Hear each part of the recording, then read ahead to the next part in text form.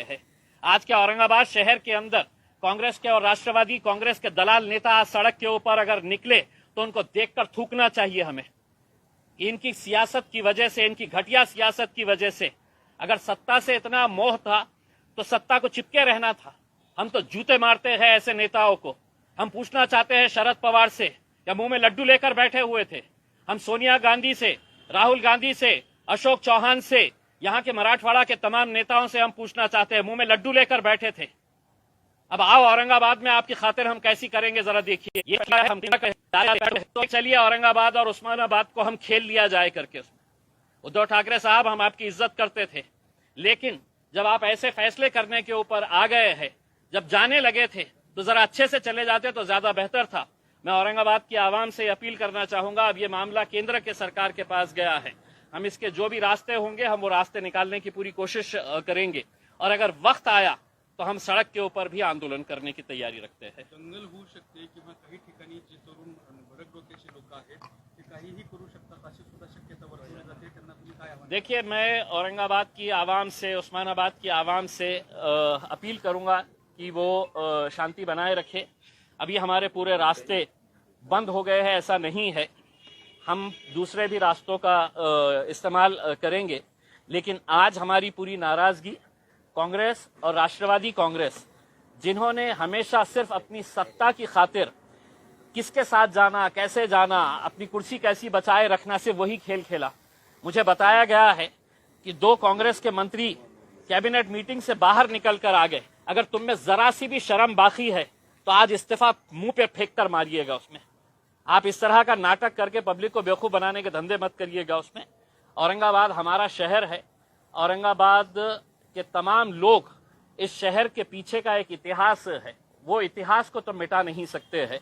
और हम ये कहना चाहेंगे कि औरंगाबाद की आवाम के लिए आप 50 नाम रख लीजिएगा, लेकिन औरंगाबाद औरंगाबाद ही रहेगा हमारे लिए। ये लोग बनफोड़ जो गए हैं, ये नाम बदलने से क्या वापिस आ जाएंगे इनके पास?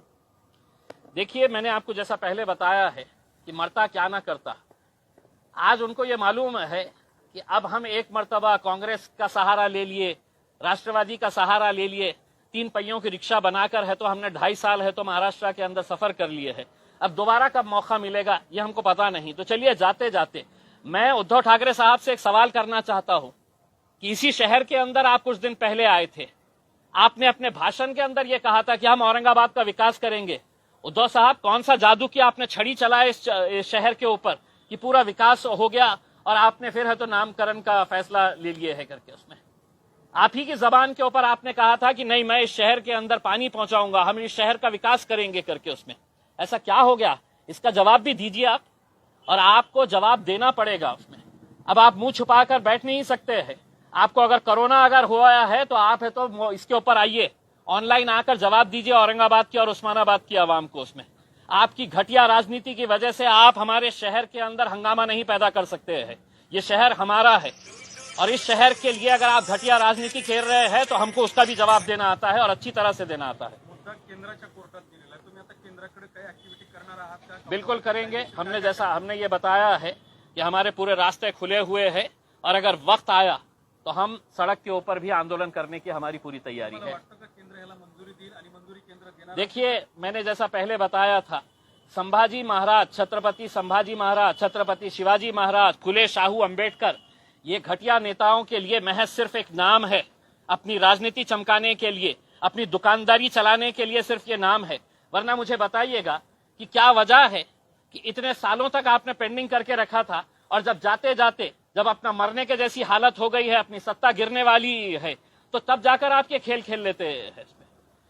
क्या वजह है आपके? आप ये बताइएगा हमारे को कि अचानक जाते जाते आपको क्यों ख्याल आया। यही तो हम कहते हैं कि आपको संभाजी महाराज से कोई आदर है, सम्मान है, प्रेम है, ऐसा नहीं है। आप उनका नाम लेकर अपनी राजनीतिक दुकान चलाना चाह रहे थे। इसीलिए तो आज आपने ये फैसला अपने फायदे के लिए, अपने राजनीतिक स्वार्थ के लिए लिया है। अब केंद्र सरकार के अंदर गया है, अब केंद्र सरकार ये कहेगी, सोचेगी कि ये फैसला तो कैबिनेट में शिवसेना ने लिया है, अब इसका फायदा हमको मिलेगा या नहीं मिलेगा। तो भारतीय जनता पार्टी भी सोचेगी कि भाई हमने अगर इमीडिएट अगर इसका फैसला ले ले तो इसका क्रेडिट शिवसेना को चले जाएगा। तो संभाजी महाराज से किसी को मोहब्बत है, इनको ऐसा नहीं है। हम तो ये साफ कहते हुए आए हैं कि कि हम छत्रपति संभाजी महाराज, छत्रपति शिवाजी महाराज, फुले, शाहू, अंबेडकर, हमने कभी भी अपने राजनीतिक स्वार्थ के लिए इन लोगों का नाम नहीं लिया है।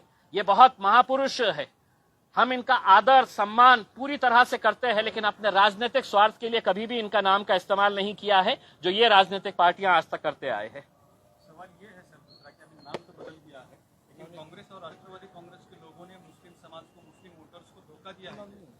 देखिए, मैं यही सवाल शरद पवार साहब से पूछना चाह रहा हूं।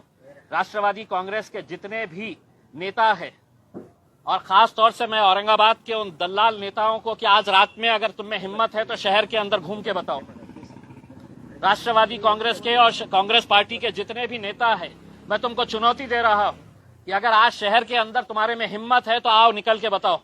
पुराने शहर के अंदर तुमको हिम्मत नहीं है, तुम निकल नहीं सकते हैं बाहर उसमें, क्योंकि कहीं ना कहीं तुमने लोगों के साथ खिलवाड़ किया है, लोगों के साथ धोखा किया है तुमने। और यही वो आएंगे कुछ महीनों के बाद, जब चुनाव होंगे तो इनको जवाब मिलने वाला है, और पब्लिक कैसा जवाब देगी आपको समझिएगा। लेकिन जब तक मैं ये कह रहा हूं, ये जितने भी नेता हैं, इनके बड़े बड़े नेता, इनके फोटोज के ऊपर चप्पलों का हार पहनाइएगा और उसके ऊपर सोशल मीडिया के ऊपर वायरल करिएगा, क्योंकि ये इसी के लायक ही है। अब चंद्रकांत खैरे डांस कर रहे हैं। चंद्रकांत खैरे साहब बिल्कुल अब उनके लिए डांस करने के लिए ही अब वक्त रह गया है, और मैं तो चाहूंगा कि वो एक प्रोफेशनल डांसर बन जाए करके उसमें, क्योंकि अब आगे की राजनीति तो वो कर नहीं सकेंगे, अब सिर्फ डांस करने का है। क्योंकि ये मुद्दा पिछले 25 सालों से चंद्रकांत खैरे साहब के लिए उनकी रोजी रोटी का जरिया था ये। अब ये एक मर्तबा हल हो गया है तो आप क्या करने वाले हैं वो पता नहीं है, तो इसलिए चंद्रकांत खैरे साहब अच्छे ठुमके लगाइएगा। अब आपको आगे इसके बाद है तो सिर्फ ठुमके ही लगाते रहना है।